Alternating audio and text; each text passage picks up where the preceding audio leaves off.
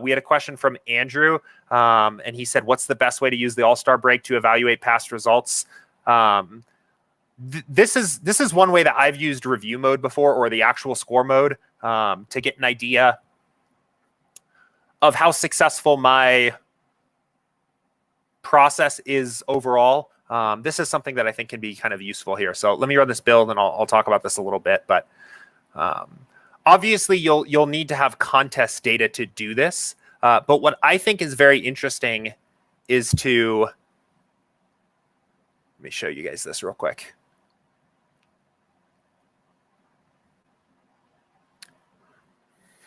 So what I will often do is expand this up to 100 and say this is actually my real build that I used last night, right? So you would want to do this for the build that you actually used in your lineups after you've made any adjustments to your projections or anything like that.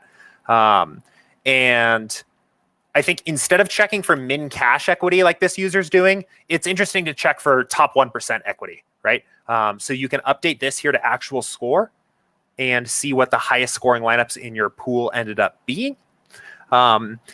And I often like to see how many lineups in my entire pool had top 1% equity in the contest overall. So let's say you'll need a contest, right, to do this with. But let's say I was playing like the quarter. This is what, like a quarter jukebox sized contest. So say there were 15,000 entries in the contest or 20,000 entries in the contest, right? Top 1% is, let's say 20,000 entries in the contest, right? Top 1% is 200. So whatever the 200th person scored, the 200th best lineup, say it was 168, right? Or maybe, let's say it was 168. So how many lineups do we have scoring over 168? We had 1, 2, 2, right?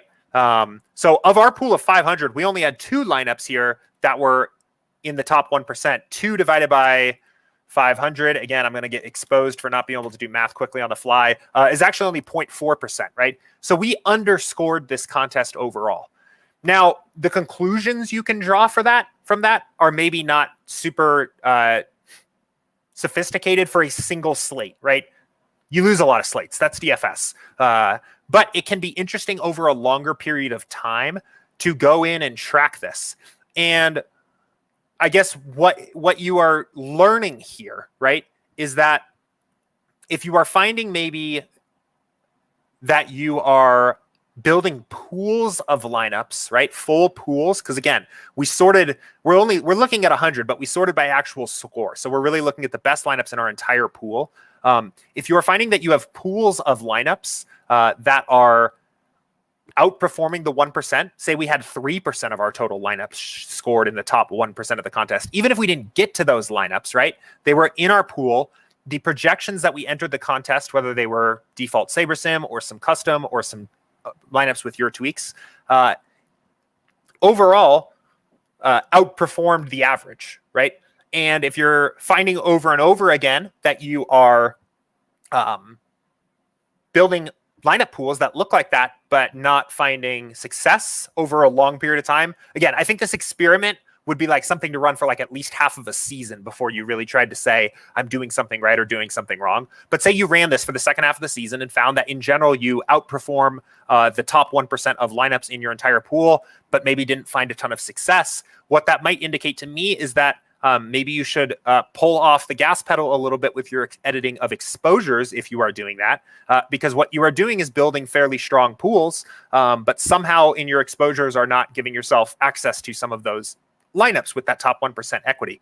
Vice versa, if you are finding that you are building a lot of pools that are underweight on top 1% equity overall, it may be that if you are editing projections, maybe you are making adjustments that are negative EV, and you should recheck your process of editing projections because the pools overall are lower 1% equity compared to the field, right?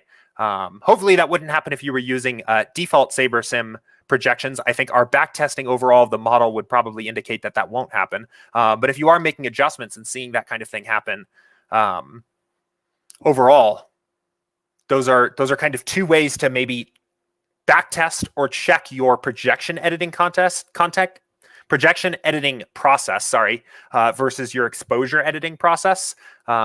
and see how you're doing, right? This is resting on the overall assumption that a perfectly average player over a long period of time, 1% of that player's lineups would show up in the top 1% of their contests, right? That would be perfectly average. You would be exactly meeting expectation. And this is actually a really common idea in the like theory of, I'm going to actually, since we've kind of sort of transitioned here to this next question, I'm going to go ahead and put this next question in because I'm kind of now tackling this from the standpoint of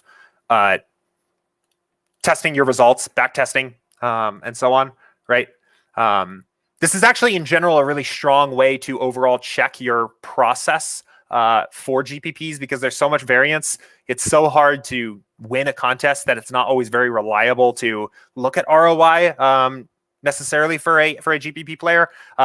This is taking advantage of like finish position as a way of identifying how strong you are as a player, right? If I'm average 1% of my lineups are in the top 1%, if 2% of my lineups are in the top 1%, then really you got to just keep playing. And eventually the variance is going to swing in your favor, right? So this is kind of a way to do that. I think talking about this kind of question of using the All-Star break as a little break, I think it's interesting to go back maybe to some of the recent slates you've played and start looking at this. If you still have the contest information, again, remember, you'll need to pull the actual top 1% score from your contest data and then compare against this. But I had a little spreadsheet I was maintaining for a little while that basically did this, and I was tracking this and found that for the most part, like especially even with minor adjustments overall, that the pool itself in general typically outperforms the top 1% lineup. There'll be 2 to 5%, 2 to 4% maybe on a lot of average slates where even with fairly default settings that the lineup pool is outperforming the expectation of top 1% lineups overall. So we would expect in this particular case to have 5 if we were perfectly average, right? And on this slate, it looked like, again, I actually don't even have a real slate to do this with because I don't know what the top 1% lineup was in a given contest. But say it was 168, I think is the number we were using, right? We only had 2% overall, or we only had 2 lineups. So like 0.4% overall, but